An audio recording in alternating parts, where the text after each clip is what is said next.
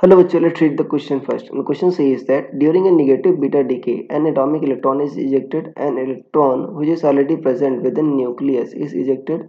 A neutron in the nucleus decays, emitting an electron. A part of binding energy is converted into electron.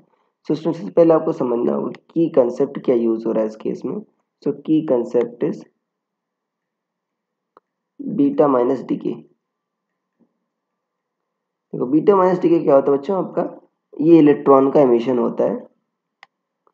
तो देखो यहाँ पर क्या होता है बच्चों, बीटा माइनस डीके में एक न्यूट्रॉन क्या होता है आपका प्रोटॉन प्लस इलेक्ट्रॉन में बच्चों एमिट होता है, प्लस आपका एंटी न्यूट्रिनो भी आपका निकलता है, प्लस एनर्जी भी निकलती है. तो बच्चों एक न्यूट्रॉन होता है वो आपका प्रोटॉन प्लस इलेक्ट्रॉन में कन्वर्ट होता है. अब न्यूट्रॉन कहाँ रहता है बच्चों, आपका न्यूट्रॉन आपका न्यूक्लियस के अंदर रहता है, प्रोटॉन और न्यूट्रॉन, राइट. तो न्यूट्रॉन आपका न्यूक्लियस के अंदर वाला वो बच्चों आपका डीके होता है आपका, उससे क्या होता है इलेक्ट्रॉन निकलता है. तो आपका ऑप्शन सी सही हो जाएगा बच्चों. तो बाकी सारे आपके क्या हो जाएंगे, गलत हो जाएंगे. कह रहा है एटॉमिक इलेक्ट्रॉन इजेक्ट हो जाता नहीं बच्चों.